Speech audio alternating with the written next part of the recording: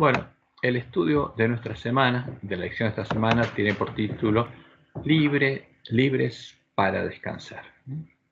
Y vamos a ir a verlo en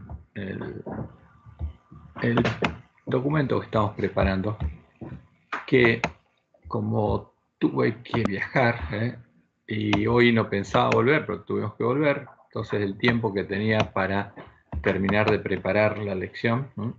Especialmente el documento, escribir lo que me faltaba, no lo tuve, así que lo voy a terminar de escribir después y después se los voy a mandar. Pero vamos a estudiar justamente este tema, que es un tema muy delicado, sumamente delicado, y especialmente en nuestro tiempo. Entonces, la lección 8 de Descanso en Cristo, libres para descansar. Y esta semana nuestra lección se enfoca en el sufrimiento que nos provocan las enfermedades, en los milagros de curación, en el descanso del sufrimiento que producen estos milagros y en la oración por sanidad. Y nos plantea algunos interrogantes que vamos a verlo porque copié íntegro el texto de la lección del sábado pasado a la tarde, en el primer estudio de esta semana. Ahora, pero esto es muy importante, ¿no? Porque se nos habla de milagros. Y nosotros estuvimos estudiando ya que Satanás va a buscar engañarnos justamente como Jesús lo anunció y como Dios lo anunció claramente, por medio de estos milagros. Ahora vamos al texto de nuestra lección. Y la introducción donde se plantea el tema. Dice, muchos de los que se encontraron con Jesús en su ministerio terrenal eran enfermos, a veces incluso enfermos terminales. Acudían en masa a Jesús en busca de salud y descanso de sus sufrimientos. Y siempre los obtuvieron, dice el autor de nuestra lección. O sea, iban a Jesús en busca de salud y descanso de sus sufrimientos y siempre los obtuvieron. Siempre Jesús hizo milagros. A veces Jesús solo decía una palabra y se recuperaban por completo. A veces tocaba a los enfermos y se sanaban milagrosamente. A veces los despedía y la curación se producía yendo de camino. Jesús sanó a hombres, mujeres, niños, judíos, no judíos, ricos y pobres, y a gente sencilla. Los peores casos de lepra y ceguera no quedaban fuera de su alcance. Por cierto, incluso sanó a los que padecían la peor, entre comillas, enfermedad de todas, la muerte. Ahora, estos milagros los hizo Jesús. El tema es que vamos a ver cómo sigue nuestra lección. Esta semana analizamos dos ejemplos de curación muy diferentes. En uno, la persona estaba tan enferma que ni siquiera podía acercarse a Jesús por sus propios medios. ¿Quién es? El paralítico que lo llevaron a Jesús en una cama y lo bajaron por el techo. Sus síntomas eran bien visibles para todos.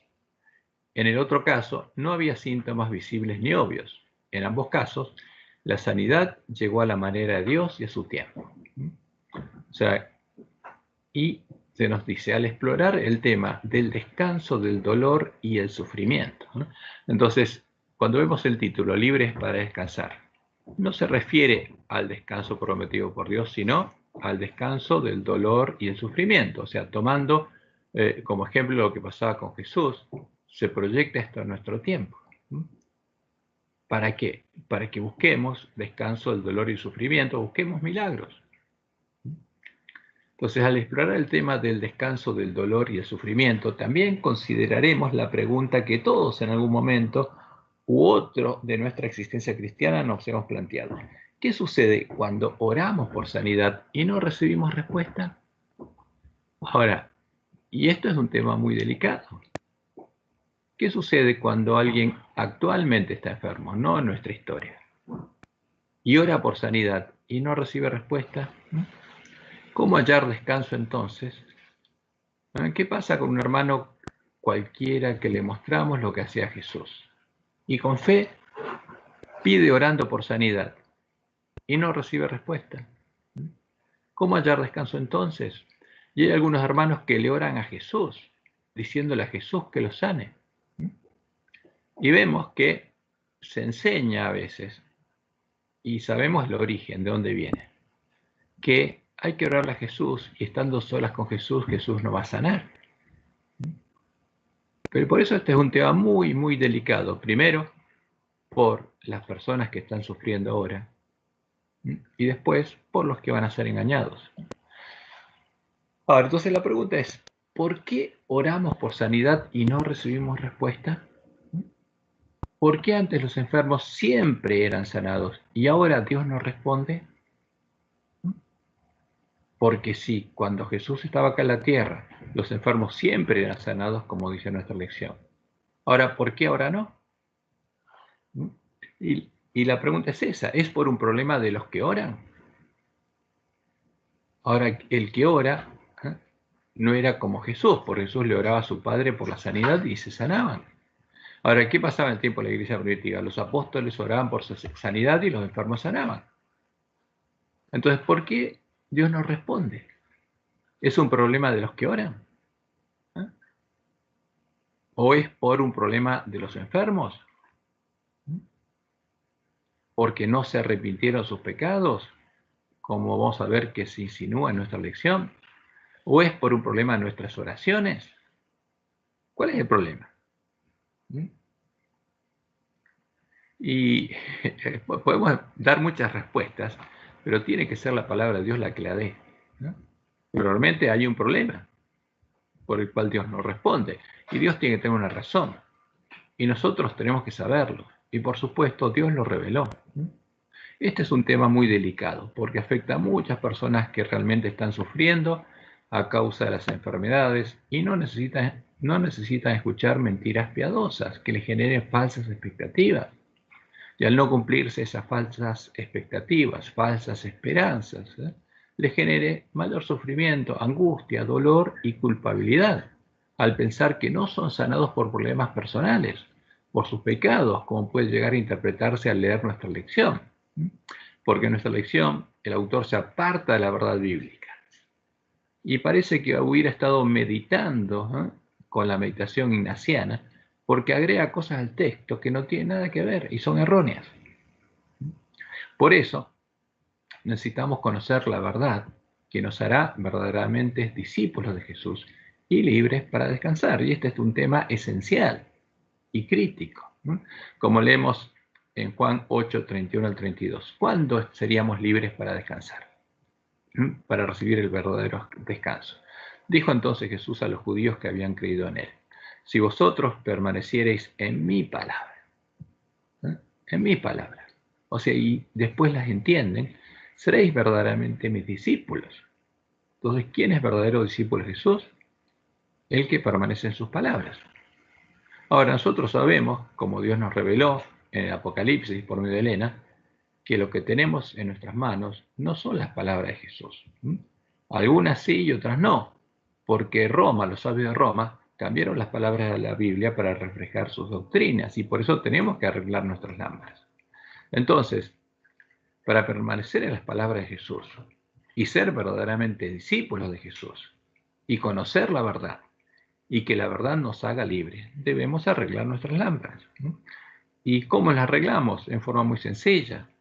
Dios no cambia y cuando Él anuncia algo o dice algo, eso no cambia. Por eso, si nos sujetamos todas las palabras de los profetas a los profetas, vamos a darnos cuenta fácilmente cuando alguna palabra de la Biblia fue cambiada por los sabios de Roma.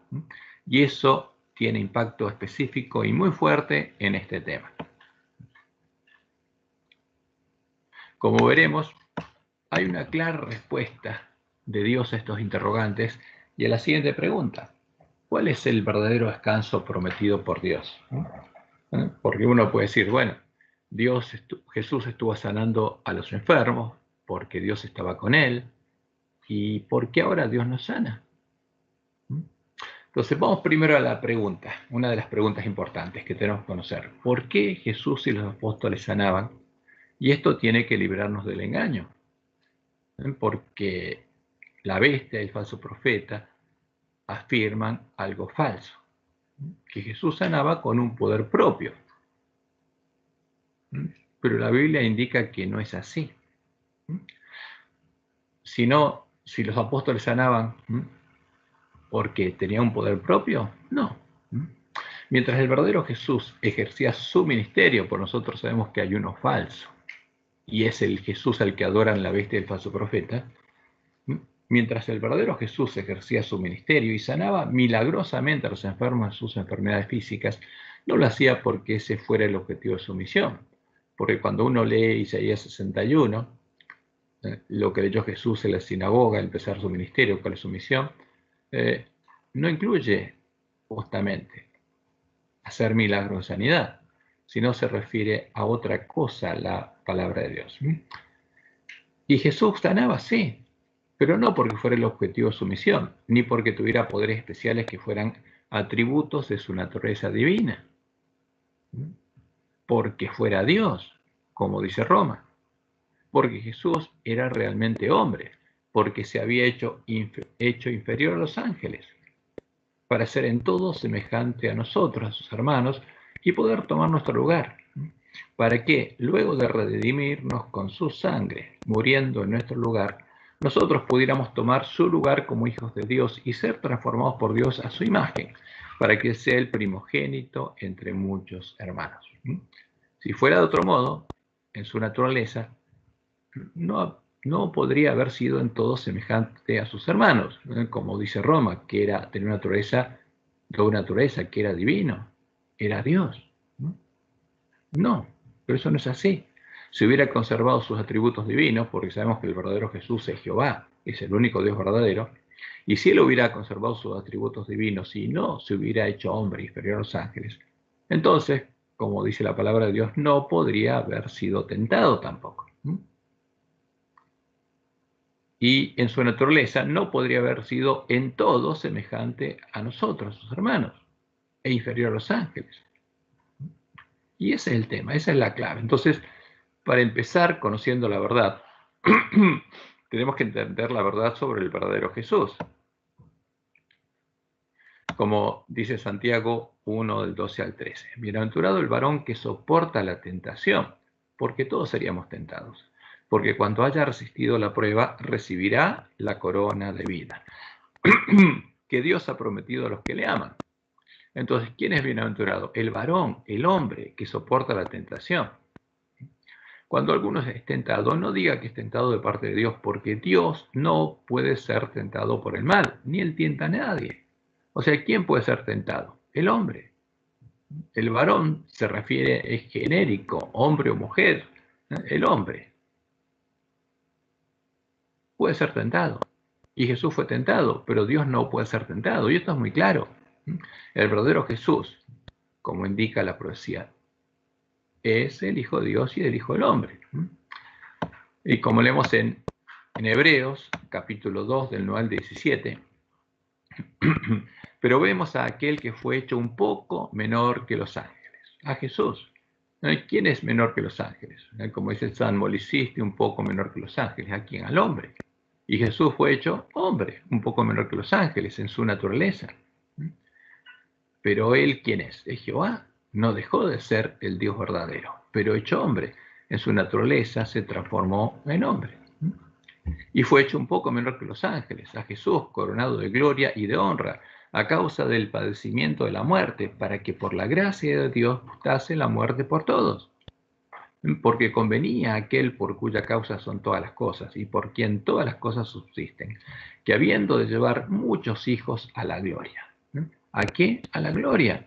Porque estamos destituidos de su gloria cuando caímos, y lo que él quería es redimirnos y restaurarnos a nuestro estado original. Y el primer hombre que reflejó su gloria, ¿quién fue? Jesús, el primogénito entre muchos hermanos. Y el propósito de Dios era de llevar a muchos hijos a la gloria, perfeccionase por aflicciones al autor de la salvación de ellos. ¿A quién perfeccionó Dios? A Jesús. ¿Y por qué? Porque fue probado y en medio de las aflicciones Jesús tuvo fe, se tomó de la mano de su Padre y venció por la fe. Porque Él es el autor y ¿qué? Consumador de la fe. Porque el que santifica es lo que son santificados de uno son todos, por lo cual no se avergüenza de llamarlos hermanos, diciendo, anunciaré a mis hermanos tu nombre, en medio de la congregación te alabaré. Y otra vez, yo confiaré en él. ¿A quién alabaría en medio de la congregación de sus hermanos? A Jehová, a nuestro Dios. Y otra vez dice, yo confiaré en él. ¿En quién confiaría? En Jehová. Por eso vencería por la fe. Y de nuevo, he aquí yo y los hijos que Dios me dio. Isaías 8 dice, somos por señales y presagios en medio del pueblo de Dios. O sea, ¿quiénes? Jesús y los miembros de la iglesia primitiva. Y todos los hijos de Dios, todos los que llegan a ser de Dios. Y el autor de Hebreos es claro, fue hecho un poco menor que los ángeles, el verdadero Jesús, porque vino en nuestra carne. Así que por cuanto los hijos participaron de qué? De carne y sangre. Él también participó de lo mismo. ¿De qué? De nuestra misma carne y sangre. Y el que no participó de nuestra carne y sangre es el anticristo, no es el verdadero Jesús. Él participó de lo mismo para destruir por medio de la muerte al que tenía el imperio de la muerte, esto es, al diablo, y librar a todos los que por el temor de la muerte estaban durante toda la vida sujetos a servidumbre, porque ciertamente no socorrió a los ángeles, no se hizo ángel, se hizo inferior a los ángeles, se hizo hombre, sino que socorrió a la descendencia de Abraham, por lo cual debía ser en todo semejante a sus hermanos, para venir a ser misericordioso y fiel sumo sacerdote en lo que a Dios se refiere, para expiar los pecados del pueblo, pues en cuanto él mismo padeció siendo tentado. Pero Dios no puede ser tentado, por eso esto es muy claro. El anticristo queda enmascarado con estas citas, que son muy claras. Pues en cuanto él mismo padeció siendo tentado, es poderoso para socorrer a los que son tentados. Y por eso Pablo dice lo siguiente, 1 Corintios 10, 13, no os ha sobrevenido ninguna tentación que no sea humana. Jesús, ¿qué tentaciones sufrió? Las que sufriríamos nosotros, las mismas. Ninguna tentación que no sea humana, pero fiel es Dios, que no os dejará ser tentados más de lo que podéis resistir, sino que dará también juntamente con la tentación la salida, para que podáis soportar. Y esto es importante. Jesús era hombre. Entonces, si no fue por atributos de su naturaleza, ¿cómo fue que Jesús pudo llegar a hacer muchos milagros y vencer al pecado en la carne? ¿Quién hizo los milagros de Jesús? Y justamente la respuesta es clave. Lo hizo por la fe en Dios y en su palabra. Y el que tiene la misma fe de Jesús en Dios y en su palabra va a poder seguir sus pisadas. Lo hizo por la fe en las promesas de su Padre, la fe que también tendrían todos sus hermanos, los apóstoles y los miembros de la iglesia primitiva, que llegarían a tener la fe de Jesús, el autor y consumador de la fe, porque habrían nacido de Dios y tendrían el testimonio de Jesús. Y también harían muchos milagros, como vemos en Hechos 3 del 1 al 8. Pedro y Juan subían juntos al templo a la hora novena, la de la oración, y era traído un hombre cojo de nacimiento, a quien ponían cada día a la puerta del templo, que se llamaba La Hermosa, para que pidiese limosna de los que entraban en el templo. Cuando vio a Pedro y a Juan que iban a entrar en el templo, les rogaba que les diesen limosna. Pedro, con Juan fijando en él los ojos, le dijo, míranos. Entonces él les estuvo atento, esperando recibir algo de ellos. Mas Pedro le dijo, no tengo plata ni oro, pero lo que tengo te doy. En el nombre de Jesucristo de Nazaret, levántate y anda. Y tomándole por la mano derecha le levantó, y al momento se le afirmaron los pies y tobillos, y saltando se puso en pie y anduvo, y entró con ellos en el templo, andando y saltando y alabando a Dios.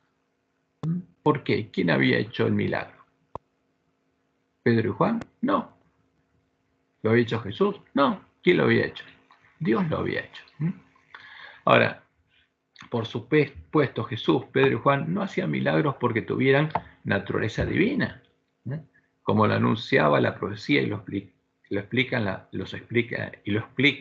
las palabras de los apóstoles. Jesús hacía milagros de curación porque su corazón se conmovía con el dolor de sus hermanos y actuaba por misericordia, actuaba de acuerdo a la voluntad de su Padre, porque Dios estaba con él para sanar los enfermos. Por Jesús ejercía el ministerio de la reconciliación y Dios estaba con él, como dice Pablo en 2 Corintios 5, Dios estaba en Cristo reconciliando consigo al mundo. Ahora, Juan 3, del 1 al 2. Nicodemo veía eso y sabía que Dios estaba con Jesús, porque sabía que ningún hombre puede hacer las obras que Jesús hacía si Dios no estaba con él. Y el mismo testimonio se vería después en los miembros de la iglesia primitiva.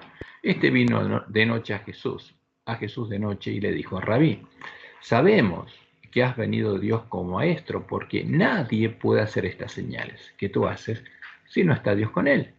O sea, nadie puede hacer las señales que hacía Jesús o las que hacían Juan y Pedro si Dios no estaba con él.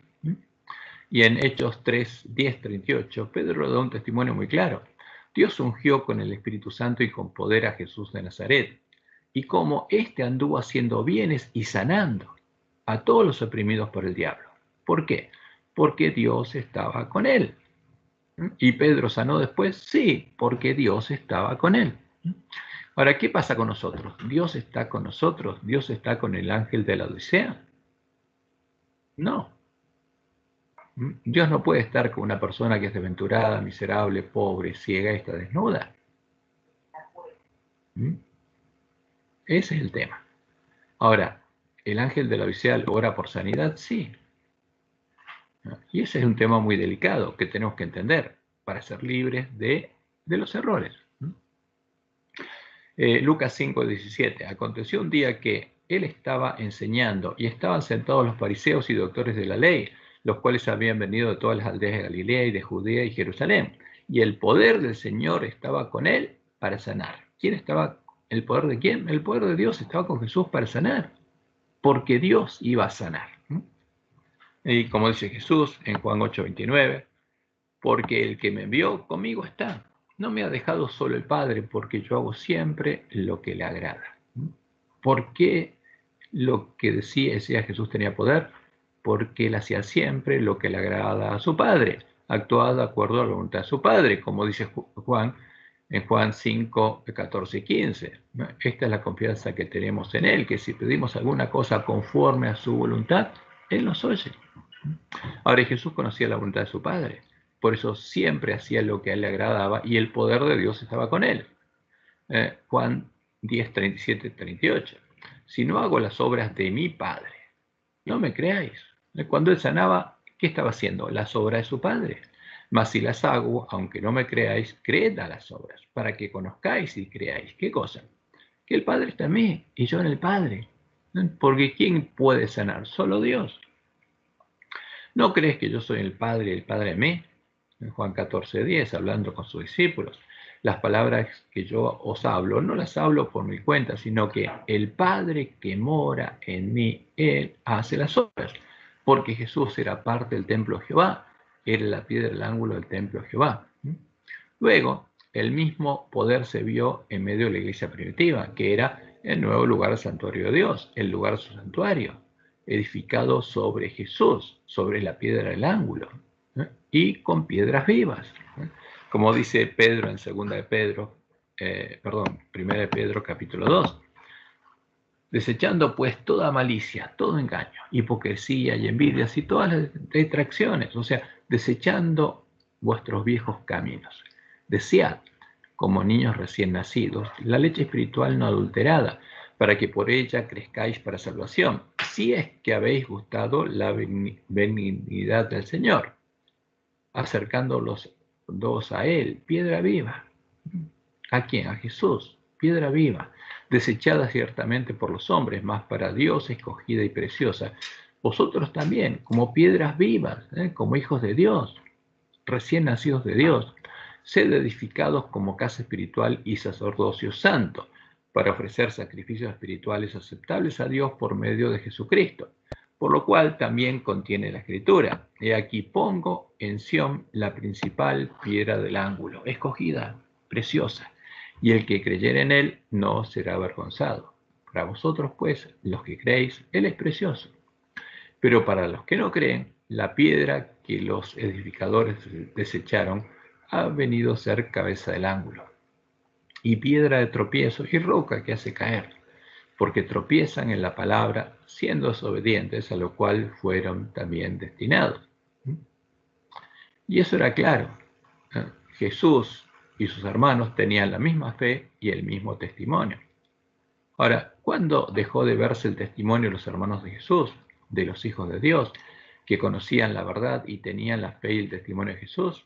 Este testimonio solo dejó de verse al final de los 1260 años en los que Dios sostuvo a su iglesia en el desierto, mientras era perseguida y desolada por el dragón y su mujer, por los gentiles romanos, hasta que el lugar santuario y la verdad fueron echados por tierra por el hombre de pecado.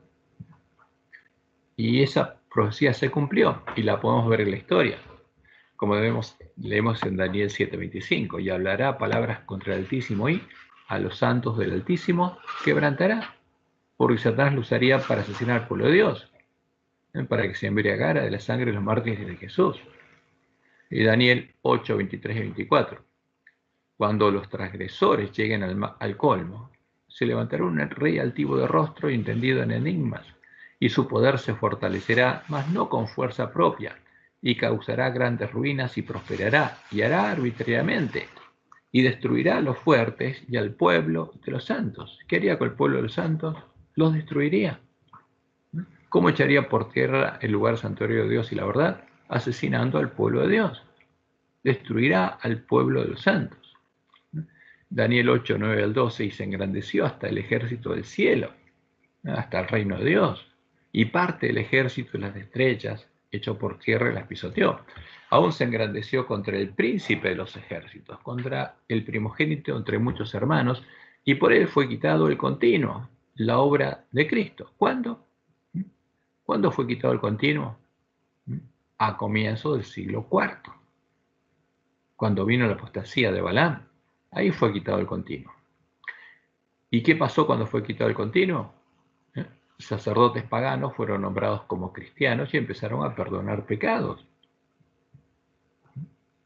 Y se negó la obra de Dios y de Jesús en el santuario. Y el lugar de su santuario fue echado por tierra. Y no solamente se negó la obra de Jesús, sino fue asesinado el pueblo de Dios. Y a causa de la prevaricación le fue entregado el ejército junto con el continuo, y echó por tierra la verdad e hizo cuanto quiso y prosperó. Y acá tenemos un ejemplo de lo que hizo Roma con la Biblia. La palabra sacrificio no existe en el hebreo, pero los lobitos que están por ahí metidos en las sociedades bíblicas agregaron estas palabras para sostener sus falsas interpretaciones. Pero cuando ponemos línea sobre línea toda la palabra de Dios, sale claro cuál es la verdad. Ahora, si la verdad fue echada por tierra, ¿qué pasó después? Se perdió el conocimiento de la verdad. Y entonces, como claramente lo entendían los primeros adventistas, los que estaban despiertos y buscando encontrar la verdad, se perdió el conocimiento de la fe de la iglesia primitiva y, como consecuencia, dejó de ser derramada la lluvia temprana y se perdieron los dones del Espíritu, porque dejó de ser sembrada la verdad, el verdadero evangelio. Y se perdió el conocimiento del verdadero Dios y del verdadero Jesús. Ahora, esto es lo que leemos en Primeros Escritos, página 135, en la introducción a la gran controversia entre Cristo y Satanás. La predicación y la creencia en que en el evangelio primitivo, el verdadero evangelio, irán siempre acompañadas de la misma ayuda espiritual. El mandato dado a los apóstoles pertenecía a la edad cristiana y abarcaba toda la expansión de ella. Por consiguiente, los dones se perdieron, claro que sí. Porque cuando Roma terminó de asesinar al pueblo de Dios y echó por tierra la verdad y dio muerte a los dos testigos, el pueblo de Dios quedó cautivo en Babilonia y tenía nombre que vivía, pero estaba muerto. No había nacido Dios y no tenía el poder de Dios y no tenía vida, no eran piedras vivas. Y el pueblo adventista lo sabía, por eso escribieron esto, por consiguiente, los dones se perdieron únicamente por causa de la apostasía y volverán a vivir con el revivimiento de la fe y prácticas primitivas. Y esa era la esperanza del pueblo adventista, porque el pueblo adventista tenía una misión, tenía que recuperar el conocimiento de la verdad. ¿Para qué? Para volver a recibir justamente los dones que recibía la iglesia primitiva, empezando por el don del Espíritu Santo de la promesa. Ahora, ¿tiene el ángel de la Odisea la fe y el testimonio de Jesús? No, de ninguna manera, Alguien que es desventurado, miserable, pobre, ciego y está desnudo, conoce la verdad y tiene la fe, el testimonio de la iglesia primitiva. Ahora, ¿por qué está desnudo? Porque no conoce la verdad y sus oraciones no pueden ser contestadas por Dios. No puede ser justificado sus pecados y por eso está desnudo. ¿Mm? ¿Es justificado el ángel de la Odisea cuando ora? No. ¿Por qué? Y eso es claro cuando uno estudia por qué. ¿Pueden ser contestadas sus oraciones pidiendo sanidad?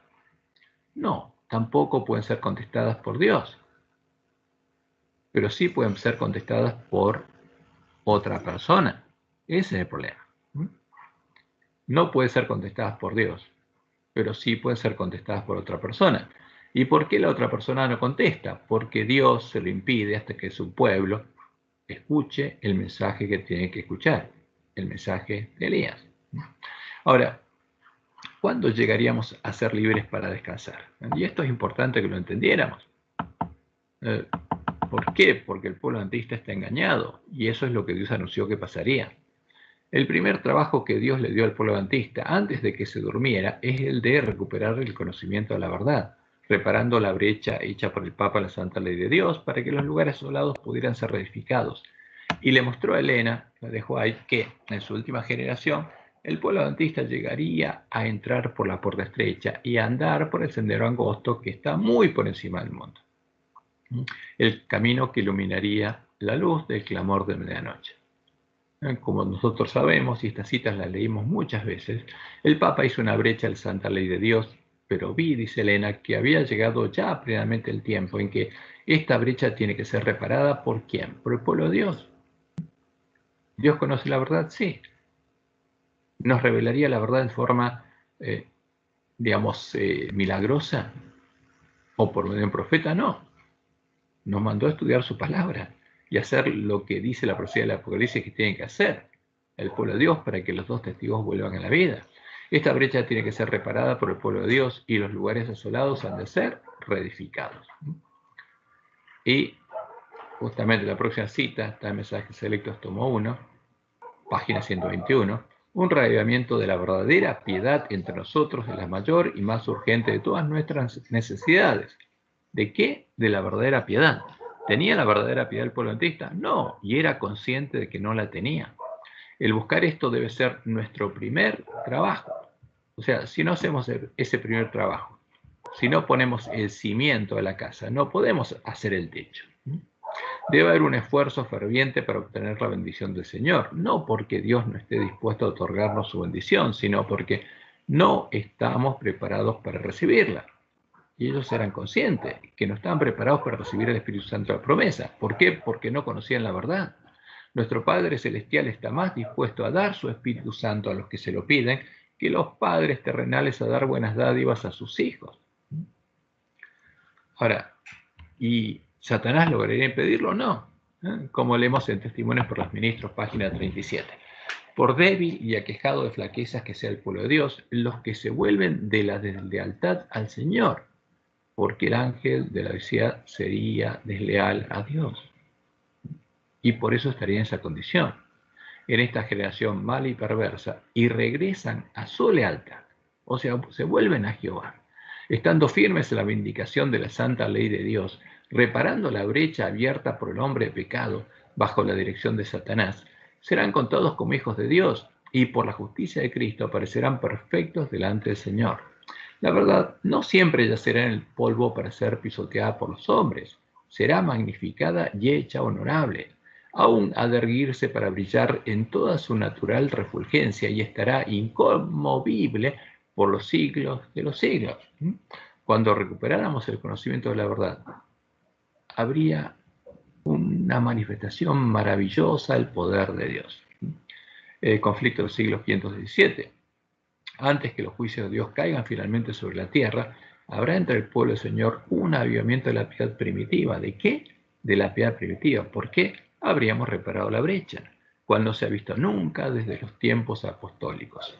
Fíjense cuándo, en ese momento, el Espíritu del poder de Dios serán derramados sobre sus hijos, Empezaríamos a recibir de nuevo la lluvia temprana como los discípulos en Pentecostés y naceríamos de Dios. Y en Mateo 25, 6 a 7, Jesús anunció lo que pasaría. El pueblo adventista, las vírgenes que salieron a recibir al esposo se dormirían todas, pero serían despertadas antes de que Jesús justamente viniera. Y a la medianoche se oyó un clamor: aquí viene el esposo, salid a recibirle. Entonces todas aquellas vírgenes se levantaron y arreglaron sus lámparas. ¿Qué hicieron? Tienen que arreglar sus lámparas. Tienen que entender lo que pasó con los dos testigos y tienen que cumplir lo que dice la profecía para que los dos testigos vuelvan a la vida y iluminen su camino. Como Dios le mostró, lean en Primeros Escritos, página 13 al 15, primera visión que Dios le mostró. Y es una promesa hermosa. Alcé los ojos y vi un sendero recto y angosto trazado muy por encima del mundo. El pueblo adventista andaba por ese sendero, en dirección a la ciudad, que se veía en su último extremo. ¿Y qué pasa cuando llegamos a la ciudad? Entramos por las puertas de la ciudad y recibimos el sello de Dios. En el comienzo del sendero, detrás de los que ya andaban, había una brillante luz que, según me dijo un ángel, era el clamor de medianoche. Esta luz brillaba a todo lo largo del sendero y alumbraba los pies de los caminantes para que no tropezaran. Delante de ellos iba Jesús guiándolos hacia la ciudad, y si no apartaban los ojos de él, iban seguros. Ahora, ahí tenemos que fijarnos, ¿qué pasaría en este tiempo? Porque antes no habría milagros en medio del pueblo de Dios. Por lo menos Dios no los haría Dios. Pero ¿qué pasaría en este tiempo? ¿Habría milagros? Y vamos a ver eso. ¿Cuándo empezaríamos a andar en este camino angosto? Cuando leyéramos y oyéramos las palabras de la profecía, arregláramos nuestras lámparas, buscáramos y encontráramos la puerta estrecha, entráramos por ella al reino de Dios y naciéramos de Dios. Entonces volvería a predicarse el Evangelio eterno, el Evangelio del reino de Dios. Sería derramada nuevamente la lluvia temprana que hace germinar y crecer a la verdadera semilla de trigo. Y volvería a existir un pueblo que tuviera la fe y el testimonio de la iglesia primitiva, la fe y el testimonio de Jesús. Como leemos en Apocalipsis 14, 6 al 7, vi volar por el medio del cielo a otro ángel que tenía el Evangelio eterno, tenía la verdad echada por tierra, la tenía, para predicarlo a los moradores de la tierra, quien primero al pueblo de Dios y después a toda nación, tribu, lengua y pueblo, diciendo a gran voz: temed a quien, a Jehová, y dadle gloria, porque la hora de su juicio ha llegado, o está por llegar la puesta del sol del día 9, cuando se va a cerrar, ¿qué cosa? La puerta de la gracia para vírgenes insensatas, y va a llegar el día del juicio, el día de la expiación para los vivos. Y adorad a aquel que hizo el cielo y la tierra, el mar y las fuentes de las aguas. Adoren a Jehová, porque en 6 días hizo Jehová los cielos y la tierra. Y justamente solo entonces se produciría el mayor milagro prometido. Porque de todos los milagros, este es el más importante. Empezaríamos a ser sanados de las heridas y de la enfermedad del pecado, y siguiendo las pisadas de Jesús podremos llegar a amar a nuestros hermanos, incluso a nuestros agresores, como Jesús los amó, y podríamos ir a buscarlos para rescatar a una nueva oveja perdida, a la que ahora amamos como con el amor de Dios, como Jesús nos amó. Y ese es el mayor milagro, porque eso implica sanidad espiritual. Y el que tiene esa sanidad tiene gozo, por el fruto del Espíritu es amor, gozo, paz, benignidad. Y como Dios le dijo a Elena, y lo tenemos registrado en el evento de los últimos días, cuando el camino esté preparado para el Espíritu de Dios, vendrá la bendición. Porque nuestra tarea era preparar el camino, recuperando el conocimiento de la verdad. Y entonces los lugares asolados serían reedificados. Y como dijo Jesús, ahí podríamos empezar a guardar su mandamiento. Un mandamiento nuevo os doy, que os améis unos a otros como yo os he amado, que también os améis unos a otros. En esto conocerán todos que sois mis discípulos.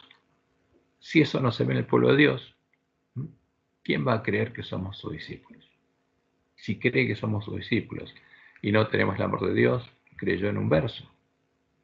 En esto conocerán todos que sois mis discípulos, si tuviereis amor los unos con los otros. Y como dice Juan en 1 Juan, capítulo 3, versículo 1 y 14, mirad cuál amor nos ha dado el Padre, para que seamos llamados hijos de Dios. ¿Qué amor le dio Dios a su pueblo, a sus hijos? Su amor. Por esto el mundo no nos conoce, porque no le conoció a Él. Nosotros sabemos que hemos pasado de muerte a vida, en que amamos a los hermanos. El tesoro que Jesús le ofrece al ángel de la Odisea, oro refinado en fuego, lo tenían los miembros de la iglesia primitiva en su corazón. El que no ama a su hermano permanece en muerte. ¿Cómo está el ángel de la Odisea? Está muerto. ¿Tiene vida? No.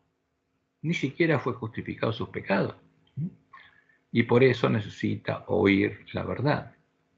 Ahora, la pregunta es, ¿habría milagros en nuestro tiempo y en nuestro medio cuando recuperamos el conocimiento de la verdad? Porque si tenemos la fe y el testimonio de Jesús, ¿va a haber milagros en la iglesia adventista? Y la respuesta es sí. Dios nos advirtió que los habría y que serían hechos con el poder de Satanás. Y esto puede asombrar a muchos, con los cuales él lograría engañar a muchos adventistas. Y si fuera posible, buscaría engañar aún a los escogidos.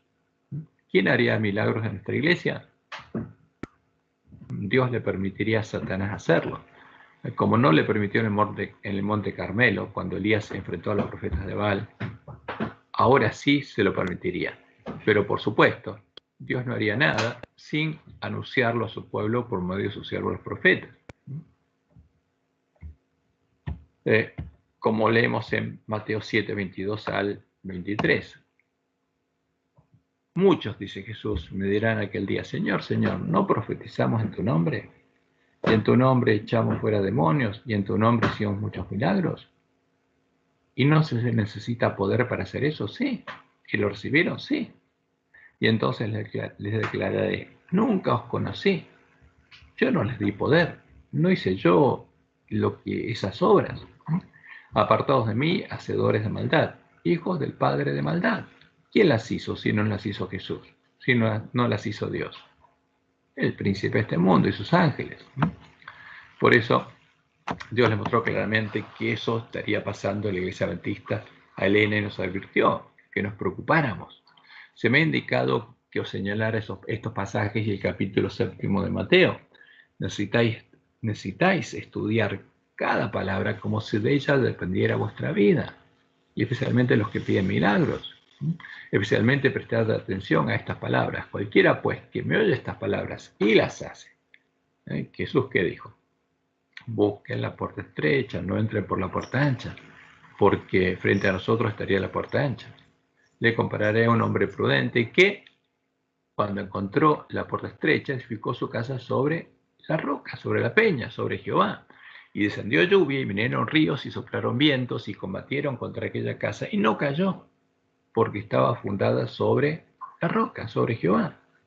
Y cualquiera que me oye estas palabras y no las hace, y entra por la puerta ancha, le compararé a un hombre insensato que edificó su casa sobre la arena, no sobre la roca, como Dios anunció, sobre la falsa roca que son dioses. Y descendió lluvia, y vinieron ríos, y soplaron vientos, se hicieron ímpetu en aquella casa, y cayó, y fue grande su ruina.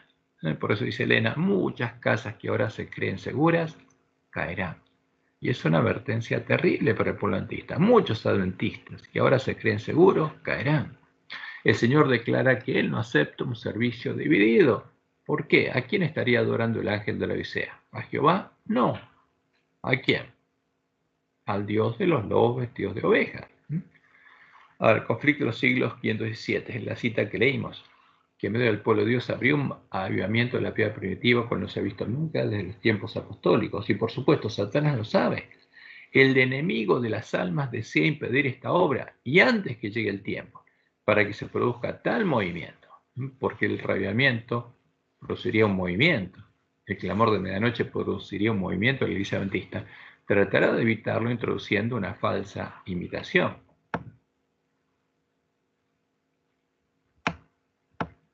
Por eso ya dice, si Dios habló alguna vez por mí, oiréis dentro de poco de una ciencia maravillosa, una ciencia del diablo. Su objetivo será restar toda importancia a Dios y a Jesucristo, a quien Él envió. Algunos exaltarán esta falsa ciencia y Satanás, mediante ellos. ¿Quién? Satanás. Mediante ellos procurarán anular la ley de Dios. Se efectuarán ¿qué cosa? Grandes milagros. ¿Dónde? En nuestra iglesia, a la vista de los hombres y en beneficio de esta ciencia maravillosa. La próxima cita del conflicto de los siglos es clara. Entre las trampas más temibles del gran seductor figuran las enseñanzas engañosas y los fementidos milagros del espiritismo. Disfrazado como ángel de luz, el enemigo tiende sus redes donde menos se espera. Si tan solo los hombres quisieran estudiar el libro de Dios, orando fervientemente por comprenderlo, por poder arreglar sus lámparas, no serían dejados en las tinieblas para recibir falsas doctrinas, porque la semilla de la cizaña es una falsa doctrina. Pero como rechazan la verdad, resultan presa fácil para la seducción y son seducidos. ¿Por quién? Por los espíritus de demonios. Advierto a nuestro pueblo que incluso entre nosotros algunos se apartarán de la fe y seguirán espíritus seductores y doctrinas de demonios, y por ellos la verdad será difamada. Ocurrirá una obra maravillosa, asombrosa. Los ministros, abogados y médicos que han permitido que esas falsedades rijan su espíritu de discernimiento serán ellos mismos engañadores, unidos a los engañados. Una ebriedad espiritual se apoderará de ellos. Pronto ocurrirán escenas maravillosas, con las cuales Satanás estará estrechamente relacionada. La palabra de Dios declara que Satanás obrará milagros. ¿Qué va a hacer? Hará enfermar a la gente y después quitará repentinamente de ella su poder satánico. ¿Tiene poder para enfermar? Sí. ¿A quién va a enfermar? Los adventistas. Eso hará que se considere sanados a los enfermos. Estas obras de curación aparente pondrán a prueba a los adventistas. ¿Y para qué Satanás va a hacer milagros? Para confirmar a los hombres en el error. ¿Por qué? Porque necesita que la gente sea engañada por sus siervos, para que veamos que los que predican la mentira tienen poder. Y los que vean eso sean engañados y los sigan. Y entren por la puerta ancha. Algunos adventistas del séptimo día serán tentados a recibir estas cosas portentosas como si procedieran de Dios. Los enfermos sanarán ante nosotros. ¿Van a sanar los enfermos? Claro que sí. ¿No? Ocurrirán milagros ante nuestros ojos. Ahora, es una advertencia terrible. ¿Por qué? Porque hay gente que está orando por sanidad. ¿Y qué va a pasar cuando esas oraciones empiecen a ser respondidas? Y Dios quiere que todos los adventistas conozcan lo que nos reveló antes de que suceda.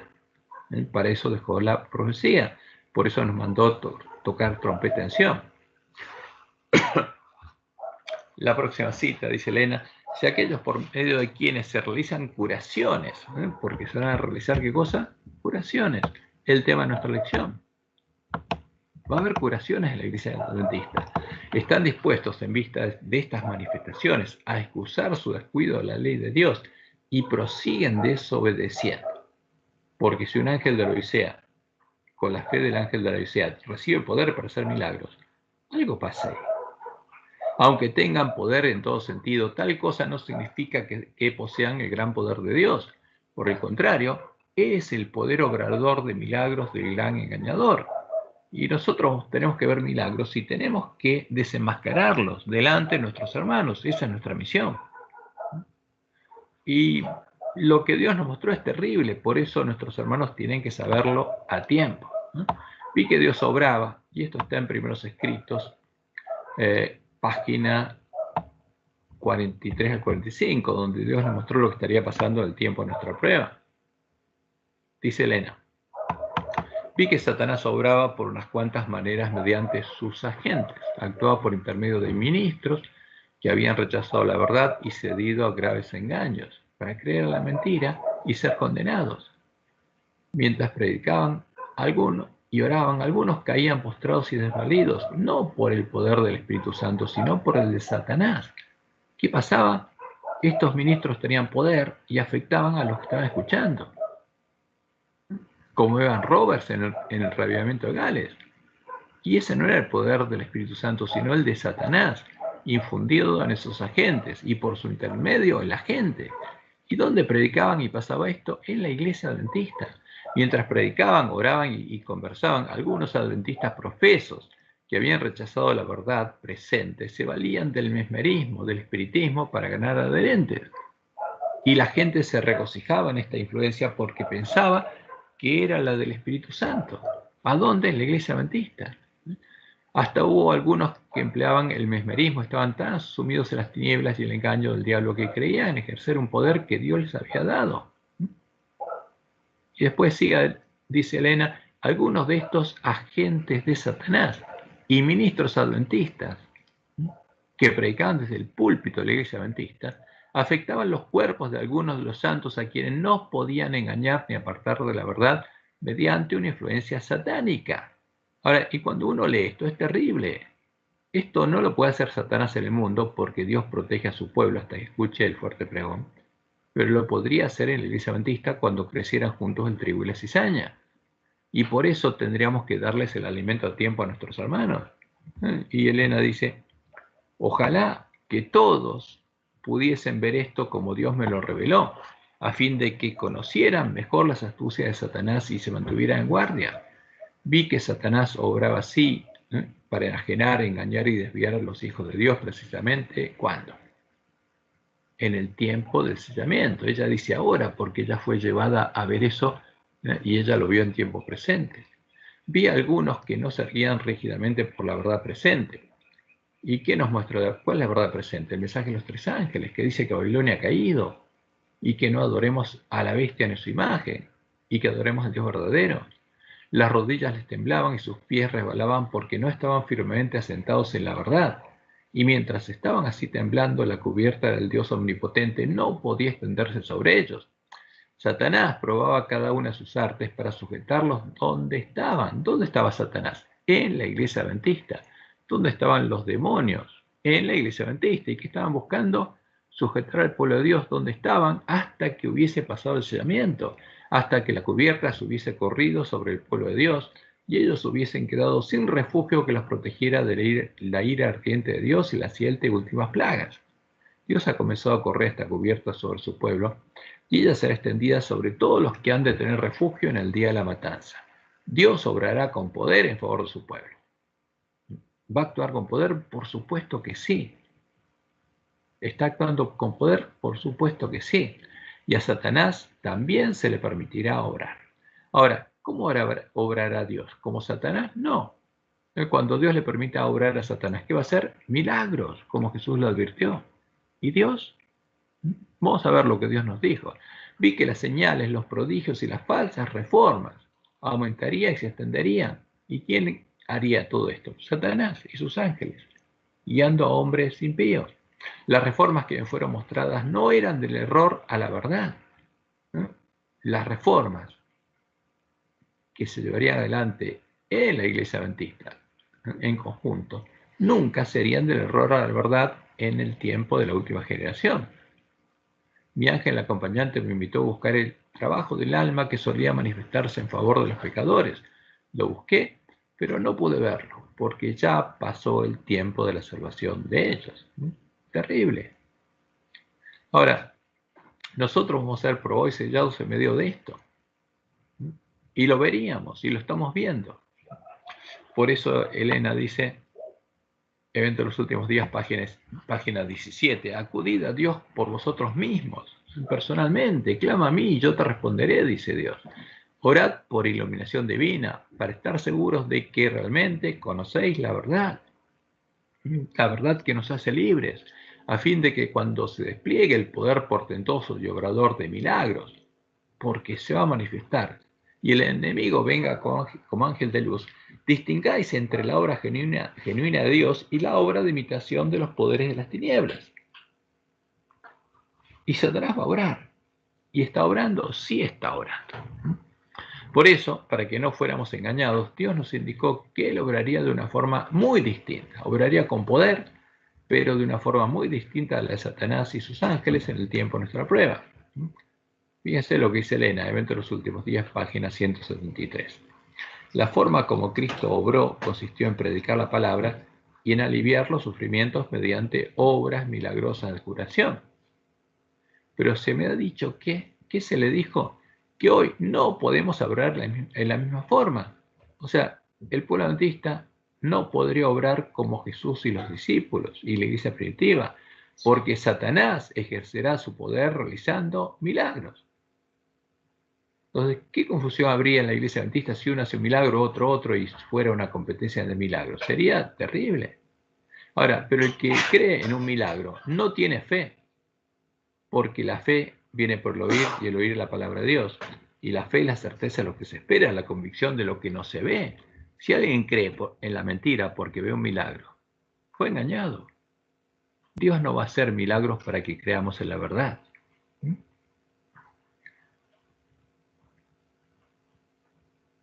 Los siervos de Dios, dice Elena, de hoy no podrían obrar mediante milagros, si no van a ser milagros en la iglesia, porque se realizarán obras espurias de curación que se harán pasar por divinas.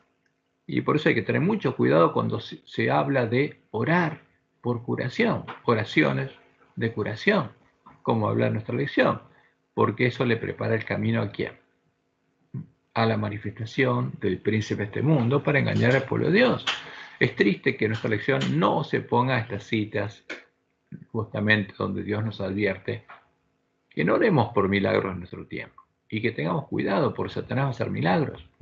El pueblo de Dios no hallará seguridad en la realización de milagros porque Satanás los imitará.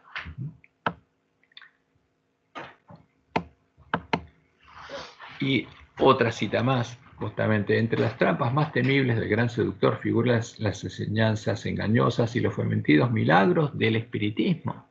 Disfrazado como ángel de luz, el enemigo tiende sus redes donde menos se espera.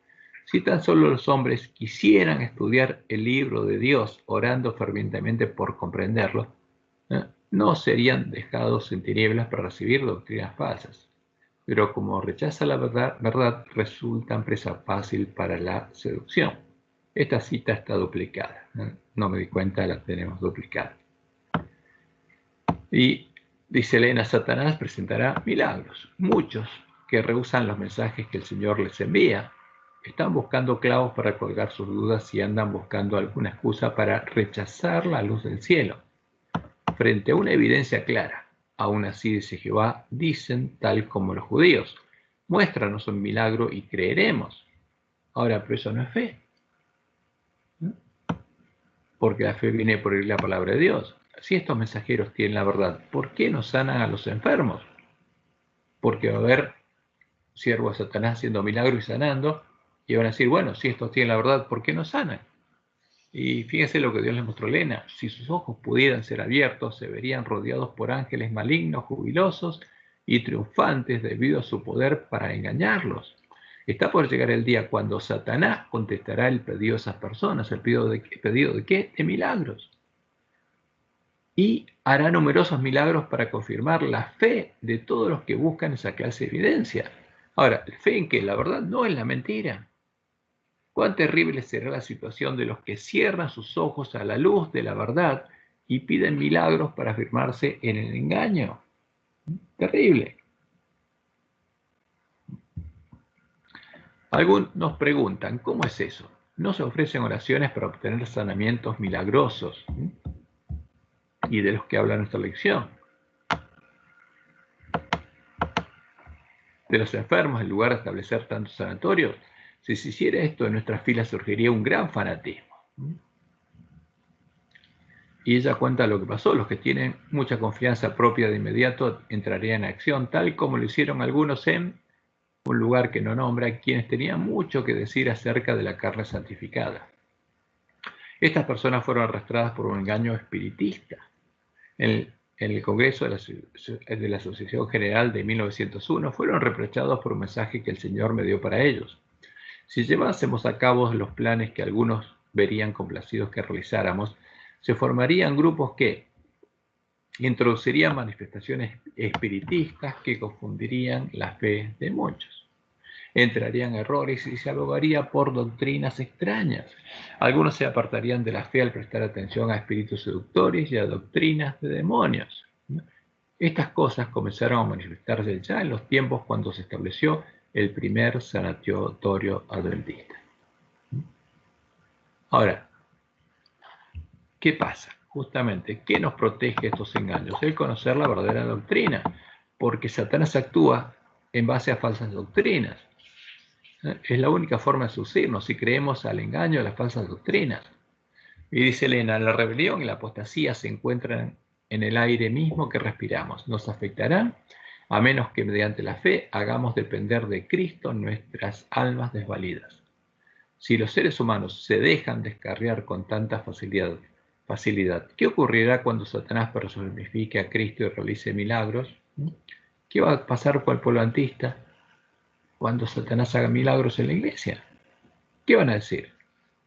Alabado sea Dios, ¿Dios actuó? Sí. ¿Quiénes permanecerán incólumes frente a sus falsedades cuando profese ser Cristo?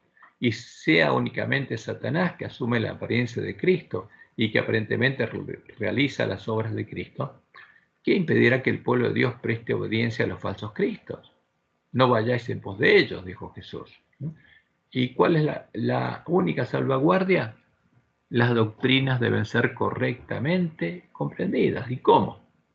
Basándonos en una así, dice Jehová. Los hombres que son aceptados para enseñar la verdad deben estar anclados. Entonces su barco soportará la tormenta y la tempestad, porque el ancla los mantiene firmes. Los engaños aumentarán. Y esa es la clave, porque la fe viene por el oír y el oír por la palabra de Dios. La Biblia nunca será reemplazada por manifestaciones milagrosas. Hay que estudiar la verdad y hay que buscarla como un tesoro escondido. No se darán inspiraciones maravillosas aparte de la palabra, ni aquellas tomarán el lugar de esta. ¿Y cuándo el pueblo de Dios va a ser sellado? Cuando conozca la verdad.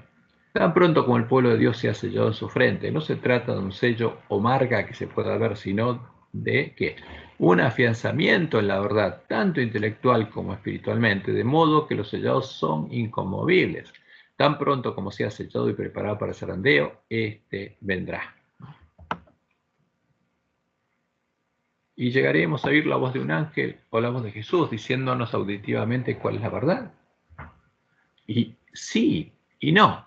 Ahora, el falso Jesús va a hablar con los hombres y los va a engañar, pero el Dios verdadero no.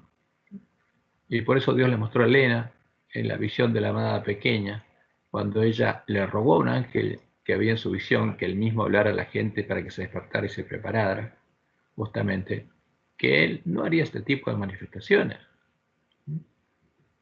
que lo único que nos daría serían las evidentes verdades de la palabra de Dios.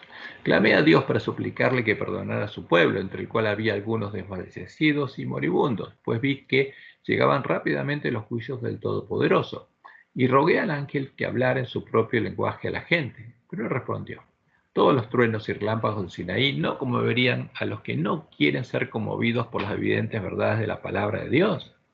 ¿Por qué? Por las evidentes verdades de la palabra de Dios, ni tampoco los despertaría el mensaje de un ángel. Y por eso es importante que conozcamos justamente el anuncio de la profecía, el anuncio de Dios, para que no estemos sin profecía, para que no seamos engañados por los muchos hombres que entrarán por la puerta ancha y recibirán poder del falso Jesús, el anticristo, y de sus huestes espirituales de maldad. El poder que utilizarán para profetizar, echar fuera demonios y hacer muchos milagros en el nombre de Jesús. Ahora, ¿y qué va a pasar con los enfermos? ¿Qué va a pasar con los enfermos adventistas? Lo que Dios nos dijo es que, y lo que nosotros sabemos, que a los que aman a Dios todas las cosas les ayudan a bien. Que el que tenga fe y desee ser transformado a imagen de Jesús, Dios lo va a actuar en él. Pero no va a hacer milagros para convencerlo de cuál es la verdad. Y no va a hacer milagros delante de nadie. Pero va a ser el mayor milagro, el transformarnos a imagen de Jesús. como cuando Pablo le pidió a Dios que quite de él el aguijón que tenía. ¿Y qué le dijo Dios? Le dijo que no. Y Pablo siguió adelante, porque sabía que al que ama a Dios todas las cosas les ayudan a bien. Y tenemos que tener fe y buscar a Dios en este tiempo y clamar a Él. Y vamos a ver que Dios va a actuar. Ahora, el otro tema que se trata en nuestra lección y que por justamente haber tenido que viajar ayer y que llegamos un rato no pude terminar de poner este PDF, es la pregunta siguiente. Porque cuando viene el paralítico, nosotros sabemos que en el texto de nuestra Biblia, en el texto de los cadáveres de los dos testigos, aparece justamente que Jesús invoca su poder para perdonar pecados. Y la pregunta es, ¿perdonaban pecados Jesús y los apóstoles? Y según la Iglesia Católica, sí. Pero ¿cuál es la verdad? Porque nosotros sabemos que la obra de Cristo, el continuo, fue quitado. ¿Cuándo? En el tiempo de la apostasía, en el siglo IV. Y hasta ese momento, como en el pueblo de Israel, el único que perdonaba pecados, ¿quién era? Era Dios. ¿Y Jesús qué hacía? Intercedía por nosotros en el santuario. Porque en el santuario terrenal, los sacerdotes no perdonaban pecados. Nunca perdonó un hombre pecados. Ningún hombre perdona pecados. Y en el templo del Nuevo Pacto, tampoco. El único que perdona es Dios. ¿Y qué hace Jesús? Intercede por nosotros.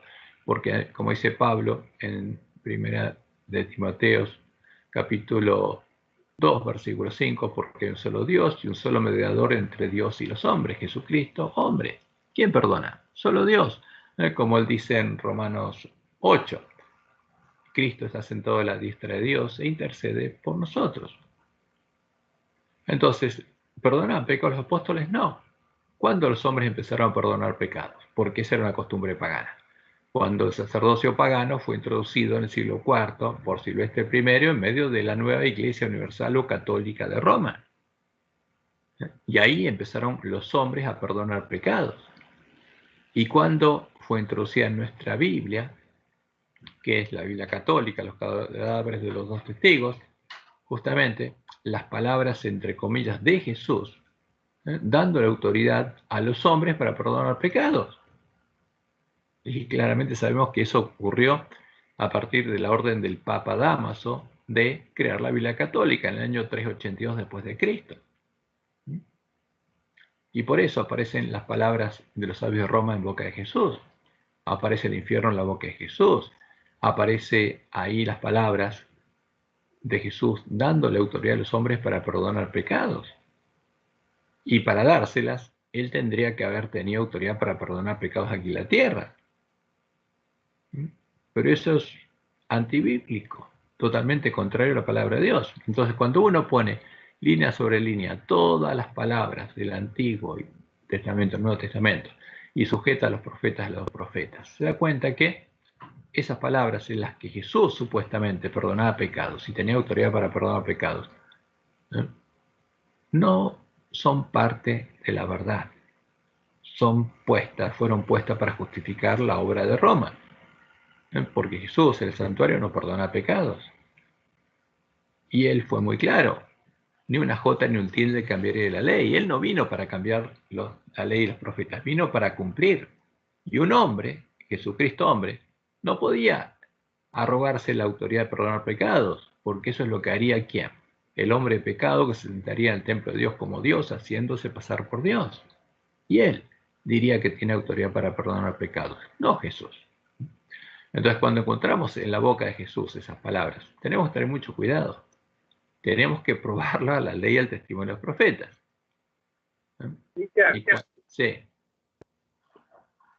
Cuando Jesús dice que Él da su vida para volverla a tomar, también es suya, digamos.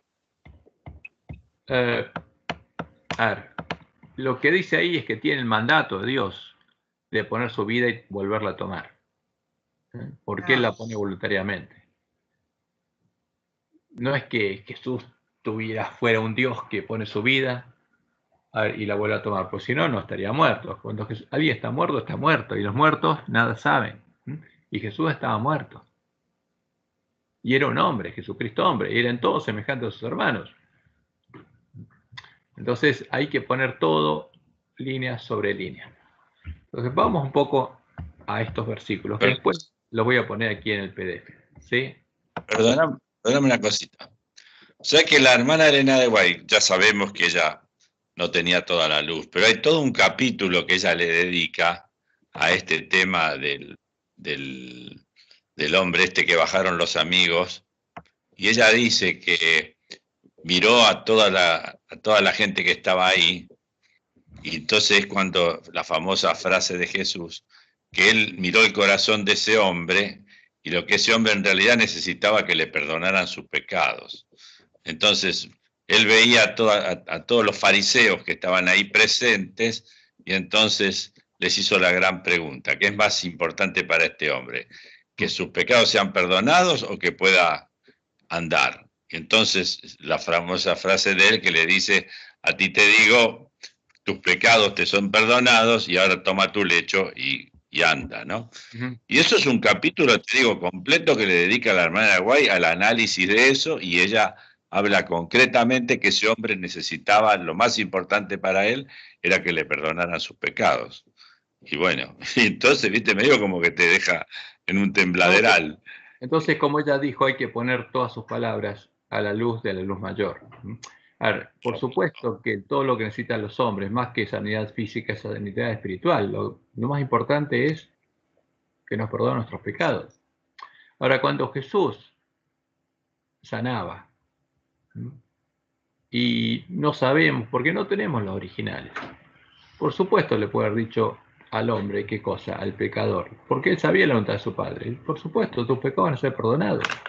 Pero ¿qué hacía Jesús? Los mandaba a pedirle, como cuando alguien dice, cuando alguien lleva su ofrenda al altar, si se acuerda, ¿no?, de que tiene un problema con su hermano, deje la ofrenda y vaya, cumpla la ley, y entonces vaya al templo y va a ser perdonado. ¿Quién lo va a perdonar? ¿Jesús? No, no me traigan la ofrenda a mí, decía él. ¿A quién se la llevan? A mi Padre. Entonces, cuando Jesús hablaba con los enfermos, y algunos estaban angustiados, porque en ese tiempo todos, muchos, había una tradición que decían que alguno había pecado y por eso estaba enfermo. Parecía la iglesia católica de ahora. Entonces, si alguien está enfermo, es porque Dios lo está castigando. Y es una locura. Y Jesús vino a deshacer ese engaño. Entonces, si ese paralítico estaba angustiado porque pensaba que justamente estaba enfermo, porque Dios lo estaba castigando, lo que Jesús le habrá dicho es justamente eso: no te preocupes, tus pecados van a ser perdonados. Ahora, levántate y anda al templo a presentarte como a los leprosos. Vayan al templo a presentarse a los sacerdotes y den gracias a Dios, y anda a presentarte ante Dios, que tus pecados van a ser perdonados. Y esa es la seguridad. Nosotros podemos decirle lo mismo a cualquiera cuando predicamos el Evangelio. Ahora, si sos sincero, tus pecados van a ser perdonados, no porque nosotros perdonemos pecados, sino porque sabemos que Dios lo va a perdonar, porque esa es la promesa de Dios, y esa promesa es segura. Podemos decir lo mismo. Ahora, la frase que usa Jesús allí dice: para que vean que el Hijo del Hombre tiene poder en la tierra y en el cielo para perdonar pecados, a ti te digo, dice eso, para que vean que tiene él bien, poder. pero esas palabras hay que ponerlos a la ley del testimonio de los profetas.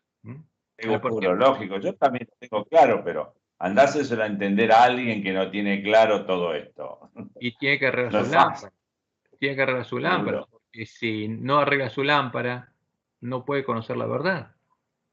Entonces, ¿cómo hacemos nosotros con ese caso? Lo vamos a poner claramente en el PDF. Por ejemplo, ¿quién empezó a perdonar pecados? Roma. ¿Cuándo? El siglo IV. Porque es una práctica pagana. Pero el pueblo de Dios, ¿algún hombre perdona pecados? ¿Sacerdote perdona pecados? No, nunca. Por ejemplo, Juan 20.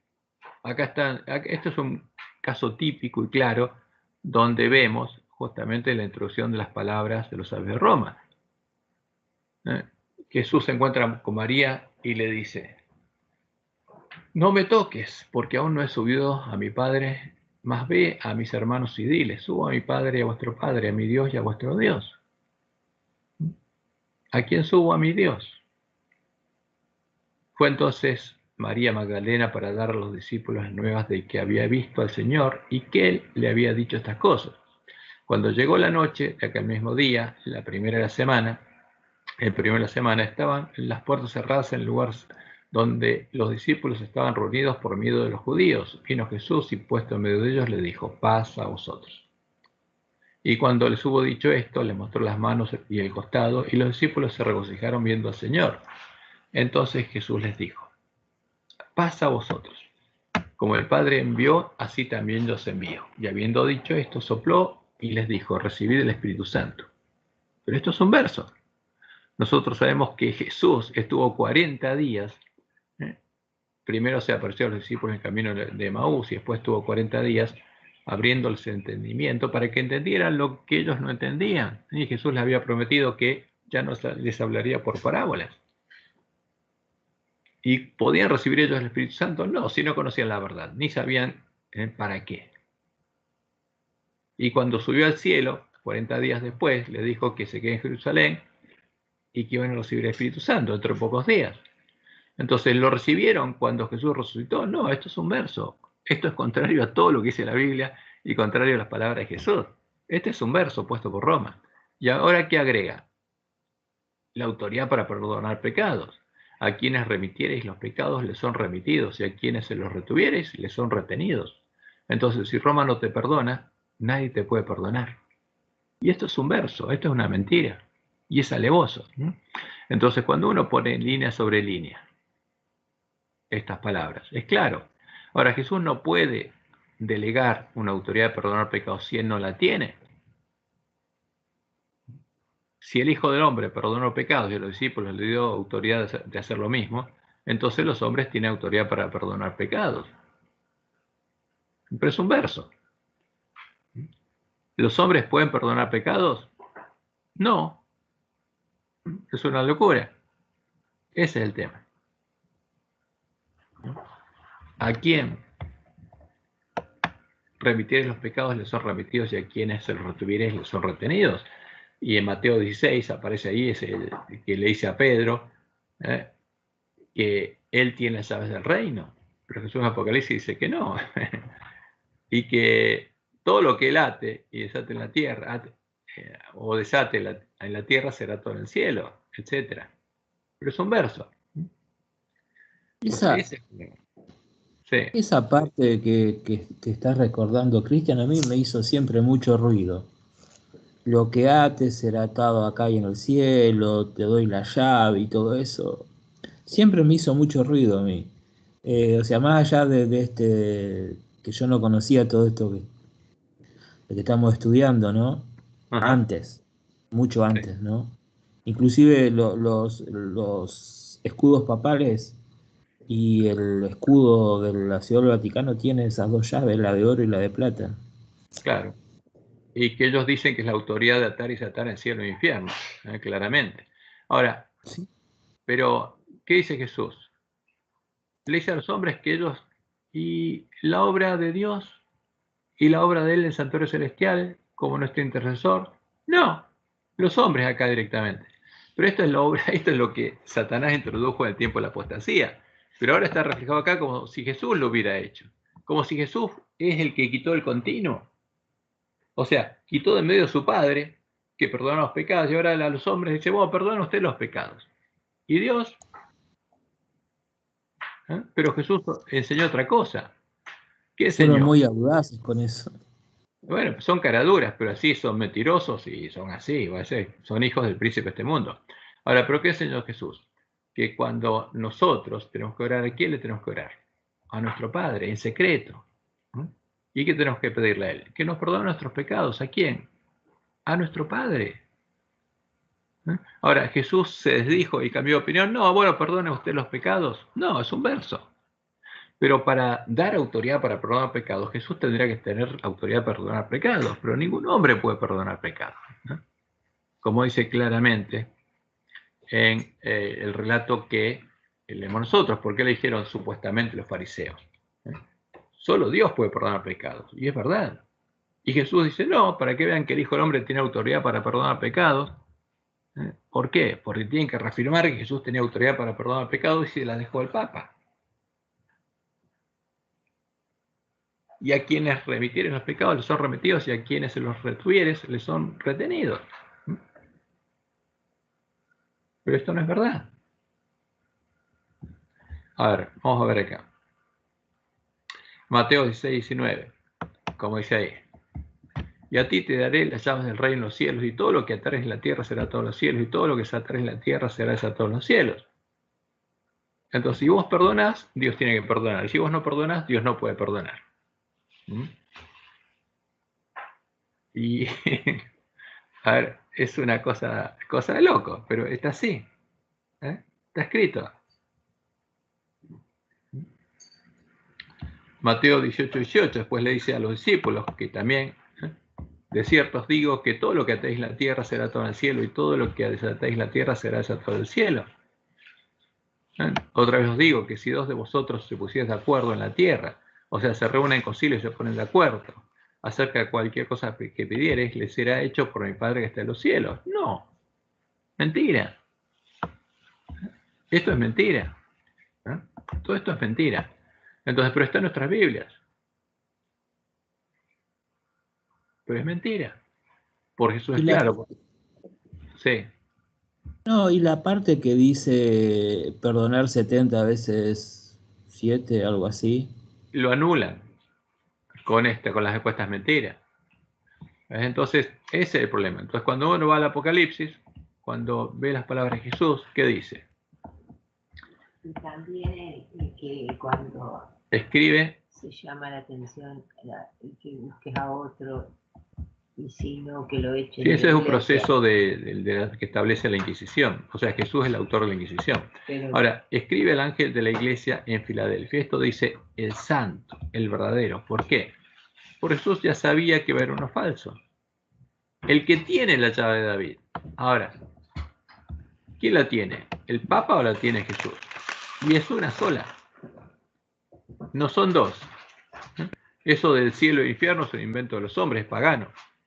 Entonces dice, el que tiene la llave de David, ¿se le dio a alguien? No. El que abre y ninguno cierra, y cierra y ninguno abre. Ahora, ¿le dio alguna llave al Papa y a los discípulos para que ellos se aten para que perdonen los pecados? No, es un verso. Es un verso, es claro. Y cuando una persona recibe una ofrenda o uno mismo recibe una ofensa, mejor dicho, de otra persona, según dicen, tenemos que perdonar esa ofenda a la otra persona. Y ahí engancho con lo que dije antes, ¿no? Perdonar 70 veces 7, ¿no? Eso es lo que, claro, entonces, porque Jesús le está enseñando que perdone a sus hermanos y que lo vayan a buscar. Ahora, si tu hermano peca contra vos y sabés que tu hermano, justamente si alguien pecó, es porque se desvió, anda a buscarlo. ¿Para qué? Para que sea salvo, porque como dice Jesús, mi Padre no quiere que se pierda ni uno de ellos. Y entonces Pedro le dice, ¿cuántas veces perdonaré a mi hermano? ¿Hasta 7? Diciendo, bueno, no, 70 veces 7. Pero después ese es el tema. Lo que dice para la sí, es un símbolo eso, 70 veces 7. Entonces, ese es el tema. Entonces, como ya lo estudiamos nosotros, en nuestro manual de iglesia, ¿qué está? El mismo procedimiento que introdujo Roma en la Biblia, el que aplica Roma, el de la Inquisición. Y por supuesto, eso porque el ángel lo decía está ciego y no sabe lo que está haciendo, pero los lobitos sí. Entonces, ese es el tema. Nosotros tenemos que buscar y entender cuál es la verdad. Entonces, vamos a ver. Autoridad para perdonar pecados.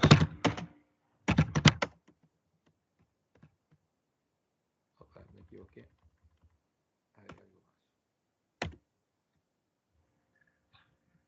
No, está en Mateo, el mismo, vamos a buscar en nuestra lección.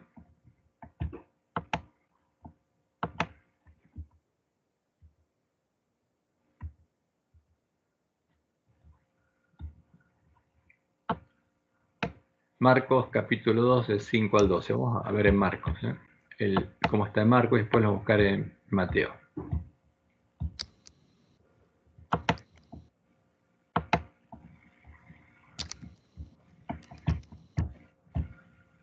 Marcos 2:5. Al ver la fe de ellos, dijo el paralítico: hijo, nosotros estudiamos, al estudiar la historia, que los sacerdotes romanos, los pontífices, ¿cómo llamaban a los romanos? Hijos. Y los romanos, ¿cómo llamaban a los pontífices? Padres.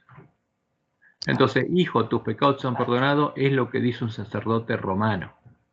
Cuando va un hombre creyendo que ese sacerdote tiene autoridad para perdonar pecados, se postra ante él, le confiesa sus pecados, etcétera, etcétera, y ¿qué le dice? Yo te perdono, hijo, tus pecados te son perdonados. Ese es el tema. Entonces,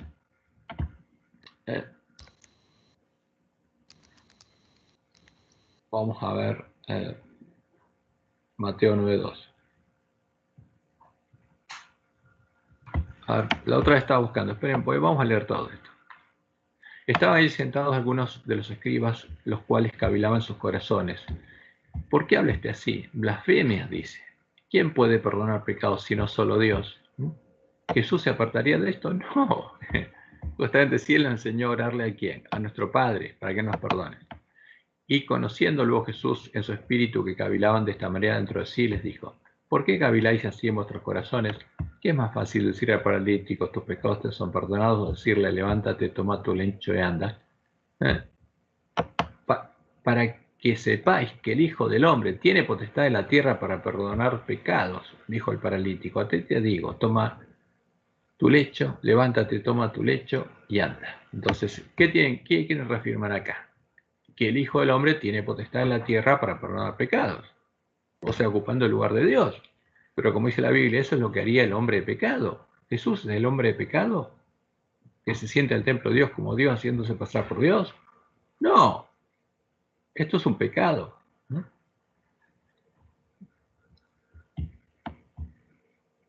Vamos a Mateo, lo mismo en Mateo 9.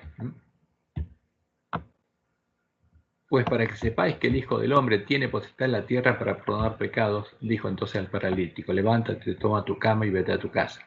Entonces él se levantó y se fue a su casa, y la gente al verlo se maravilló y glorificó a Dios. ¿Qué cosa que dice? Que había dado tal potestad a los hombres. ¿De qué? De perdonar pecados. Y por supuesto, esto no es así, esto es falso. A ver, porque ¿qué implica perdonar pecados? Como dice Dios en Isaías. El que perdona los pecados tiene que pagarlo. Y Él carga el pecado nuestro. ¿Qué pasa si un hombre dice, yo te perdono? ¿Puede perdonar? No, mentira. Porque si él necesita ser salvo porque ya está condenado por sus propios pecados, ¿cómo puede él perdonar a otro? No puede. ¿Puede cargar los pecados de otros? No, no puede. ¿Puede perdonar? No. Los hombres no tienen potestad de perdonar, porque el que perdona tiene que pagar los pecados del otro, porque el otro tiene una deuda y él tiene que pagarla. Y el único que puede pagar es Dios. Y el único que perdona nuestros pecados y lo carga en su santuario es Dios, y por eso el santuario tiene que ser purificado. Ahora, si los hombres perdonan pecados, ¿a dónde van a parar esos pecados? ¿Al santuario? No. Es falso, esto es una mentira. Porque esto es lo que Roma enseña, que había dado tal potestad a los hombres de perdonar pecados. A la iglesia, con un pastor nuestro predicó en el púlpito lo maravilloso que es Dios, que le dio a la iglesia potestad de perdonar pecados. Mentira. Porque está hablando de la iglesia de Roma. Es mentira. Dios no le dio a nadie potestad de perdonar pecados. A los hombres. Eso es lo que dice Roma. Y todo lo que atan y todo lo que se desatan, etcétera, etcétera. Y bueno, son las cosas que introdujo Roma acá. Y hay que tener mucho cuidado. Por supuesto que Jesús sabía si el hombre que estaba el paralítico estaba angustiado porque creía que sus pecados tenía esa condición. Y es probable, no sabemos porque no conocemos el original, que le haya dicho, no te preocupes, tus pecados te van a ser perdonados, ¿no? Levántate, toma tu lecho y anda. ¿Y qué pasaba cuando alguien se levantaba? Lo mandaba al templo a presentarse a los sacerdotes y a agradecer a Dios. Porque eso es lo que hacía Jesús siempre. Con los leprosos, ¿qué hizo? Los sanó y los mandó al templo. ¿Y a quién tenían que dar gloria? A Dios. Porque eso lo hizo Jesús siempre. Nunca buscó la gloria para él, sino a quién, para su Padre. Porque él vino a ejercer el ministerio de la reconciliación. Y nunca haría Jesús lo que hizo el hombre de pecado, sino esta es la justificación de lo que la Biblia, de lo que Dios anunció que haría el hombre de pecado, que se sentaría al templo de Dios como Dios haciéndose pasar por Dios. Y Jesús no fue el hombre de pecado. Esto es lo que hizo el hombre de pecado. Por eso es muy importante que nosotros arreglemos nuestras lámparas para poder diferenciar la verdad de la mentira. Y cuando conocemos la historia, la profecía, sabemos que justamente lo que Dios anunció, que sería quitar el continuo, la obra de Cristo en el santuario, fue hecho por el hombre de pecado, no por Jesús. Porque Jesús intercede ante nuestro Padre, el único que puede perdonarnos.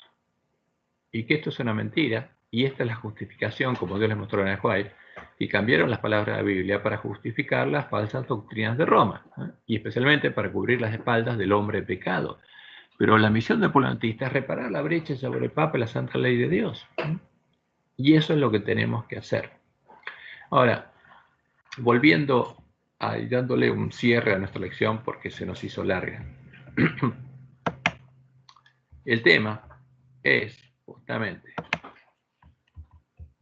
que Dios quiere librarnos de todos estos dolores. Y por supuesto, no lo va a hacer ahora, pero sabemos que cuando haya la tierra nueva no habrá más llanto, ni clamor, ni dolor, porque las cosas viejas van a pasar.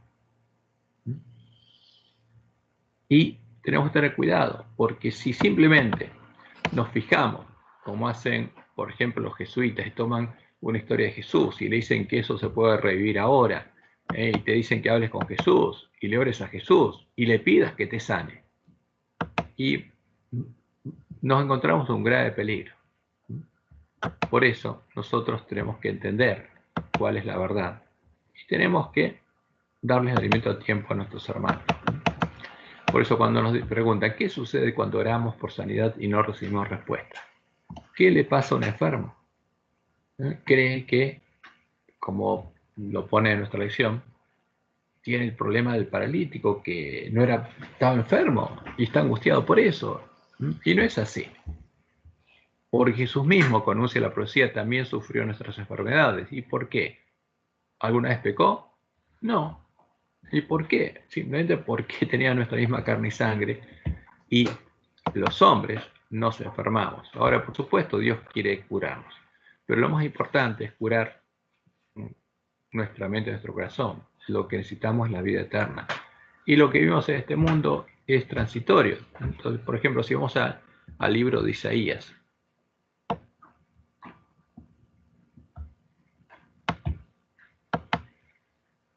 Vamos al capítulo 53.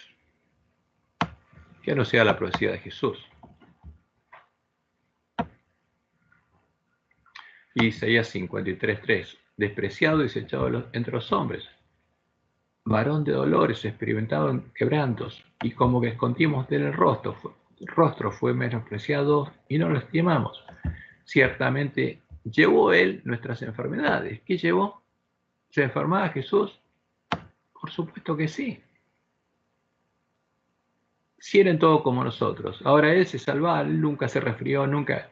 No. Era como nosotros. Y sufrió nuestros dolores. Porque era como nosotros. Pero lo importante es que, justamente, y sufrió cosas terribles que nosotros no tenemos que sufrir porque él sufrió por nosotros. Pero ¿qué pasa cuando alguien está enfermo? O descansa. Y nosotros tenemos que entender lo que pasa, porque para Dios lo más importante es nuestra vida eterna. Y como dice Isaías en Isaías 57:1, perece el justo y no hay quien piense en ello, y los piadosos mueren. ¿Qué le pasa al piadoso y al justo? Mueren como los otros y se enferman como los otros. Y no hay quien entienda que de delante de la aflicción es quitado el justo. Ahora, como dice el Apocalipsis, porque algunos hijos de Dios van a morir durante el tiempo de angustia. ¿Qué va a pasar? De delante la aflicción es quitado el justo, pero sus obras con ellos siguen. Entrará en la paz, descansarán en sus lechos todos los que andan delante de Dios. Y eso es lo importante, nosotros entendamos cuál es nuestra misión, cuál es nuestro propósito, y que tengamos fe en Dios. Y no esperemos que Él haga milagros, porque el mayor milagro justamente es nuestra fe y el fruto que el Espíritu Santo, de la promesa del verdadero Espíritu Santo, va a producir en nosotros. Entonces, lo que tenemos que predicar es el verdadero evangelio y descansaremos. Y tenemos la esperanza de que, como vimos la señal de los tiempos, no va a pasar nuestra generación, pero no sabemos. Seguro que los más jóvenes van a ver la segunda venida, pero por ahí algunos nosotros, los más viejos, nos toca descansar. No lo sabemos. Pero lo importante es que tengamos fe y recibamos la promesa, como dice el autor de Hebreos. Seamos transformados a la imagen de Jesús y podamos recibir justamente el amor de Dios en nuestros corazones, porque esa es la mayor sanidad que podemos recibir. Después nuestro cuerpo, como el de Pablo, y quedó como estaba. Él, por medio de él, Dios sanó a otros, pero él se quedó como estaba. Dios le dijo que no lo iba a sanar. Pero lo importante, como él dice al final, he corrido la carrera, ¿no? Y he llegado al final. ¿Y qué le aguardaba? La corona por la que él estuvo esperando y teniendo fe. Y eso es lo que nosotros tenemos que esperar. Entrarán en la paz, descansarán en sus lechos todos los que andan delante de Dios. Y esa es la promesa de Dios. Jesús no estuvo exento de nuestros dolores y enfermedades. Y triunfó por la fe en Dios. Y lo mismo tenemos que esperar nosotros. Y si alguien descansa, si él ama a Dios, es lo mejor para él. Tiene que estar seguro que es lo mejor para él. Esa es nuestra esperanza. ¿Cuándo se completará el número de los mártires? Después del sellamiento del pueblo adventista, porque hasta que vamos a Apocalipsis 7, del 1 al 4. Después de esto había 4 ángeles en pie sobre los 4 ángulos de la tierra que detenían los 4 vientos de la tierra para que no soplase viento alguno sobre la tierra, ni sobre el mar, ni sobre ningún árbol. Vi también a otro ángel que subía de donde sale el sol y tenía el sello del Dios vivo, y clamó a gran voz a los 4 ángeles a quienes se le había dado el poder de hacer daño a la tierra y al mar, porque eso tiene que pasar, diciendo: no hagáis daño a la tierra, ni al mar, ni a los árboles, hasta que hayamos sellado en sus frentes a los siervos de nuestro Dios. Y oí el número de los sellados, siendo 44.000 sellados de todas las tribus de Israel.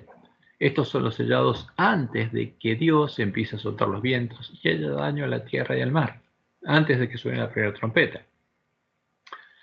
¿Y qué va a pasar después? Y bueno, como lo anuncia la profecía, y lo vemos en Apocalipsis 6, en los sellos, Apocalipsis 6:9, cuando abrió el quinto sello, porque el cuarto sello muestra la persecución de la iglesia primitiva del pueblo de Dios por medio de el uso del pueblo del Estado, por medio de las bestias de la tierra. Y eso terminó en 1798. Y cuando abrió el quinto sello, vi bajo el altar simbólicamente las almas de los que habían sido muertos por causa de la palabra de Dios y por el testimonio que tenían. Y clamaban a gran voz, diciendo: ¿hasta cuándo, Señor santo y verdadero, no juzgas y vengas nuestra sangre los que moran en la tierra? ¿Cuándo, Señor, va a llegar el castigo sobre la gran ramera? ¿Cuándo van a caer las 7 últimas plagas que están anunciadas? Y se les dieron vestiduras blancas y se les dijo que descansasen todavía un poco de tiempo, hasta que se completara el número de sus consiervos y de sus hermanos, que también habían de ser muertos como ellos. ¿Cuándo? Durante el fuerte pregón.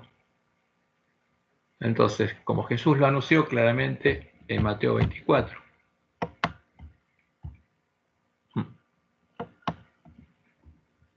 Cuando empieza el tiempo de angustia, ahí va a haber mártires, como 24:6, y oiréis de guerras y rumores de guerras. Mirad que no os turbéis, porque es necesario que todo esto acontezca, pero aún no es el fin. ¿Por qué?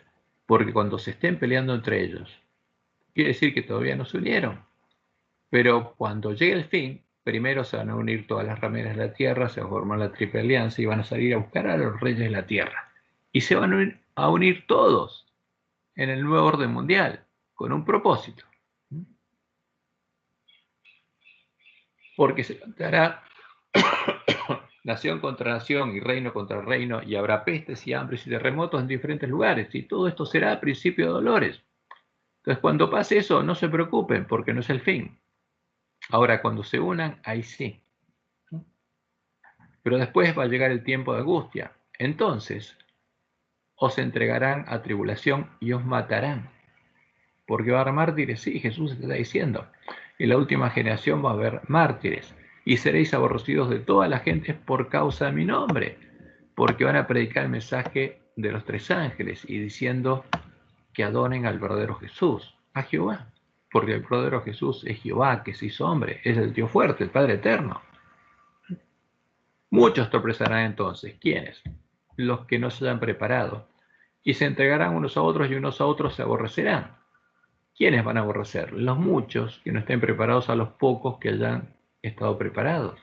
Los muchos que hayan entrado por la puerta ancha a los pocos que habrán entrado por la puerta estrecha. Y muchos falsos profetas se levantarán y engañarán a muchos, y por haberse multiplicado la maldad, el amor de muchos se enfriará. Mas el que persevere hasta el fin, este será salvo. Porque en este periodo todavía no llegó el fin. No llegó el fin de la gracia, porque es el tiempo donde Dios está llamando al pueblo que está en Babilonia. Y será predicado, ¿qué cosa dice Jesús? Este evangelio del reino. El que predicaba a él y la iglesia primitiva. El que vivía a él y vivía en la iglesia primitiva. La verdad recuperada, el evangelio eterno. En todo el mundo, para testimonio a todas las naciones, y entonces vendrá el fin. Porque en la última generación todo el mundo va a escuchar el evangelio verdadero y va a decidir entre la verdad y el error y va a recibir el sello de Dios o la marca de la bestia. Y cuando llegue el fin, ¿cómo nos enteramos? Como dice Jesús. Por tanto, cuando veáis en el lugar santo la abominación desoladora de la que habló el profeta Daniel, el que lee, entienda. Jesús nos manda a leer a Daniel, porque empieza Apocalipsis diciendo, bienaventurado el que lee, los que oyen y guardan. Y acá nos dice, también tienen que leer a Daniel. El que lee, entienda. Entonces, los que estén en Judea, los judíos, que son los que fueron circuncidados en el corazón, huyan a los montes. Terminó. Se completó el número de los mártires de Jesús y vino la abominación desoladora, vino el anticristo, vino Satanás. El Jesús en cuya defensa Roma asesinó al pueblo de Dios. La imagen a la que adora la bestia. Y entonces llega el fin. Por eso sabemos que el número de los mártires de Jesús se completa durante el tiempo de angustia, después de que haya sido sellado el pueblo adventista. Esa es la respuesta a esta pregunta. Bueno, vamos a detener la grabación porque ya terminamos el tiempo de nuestro estudio.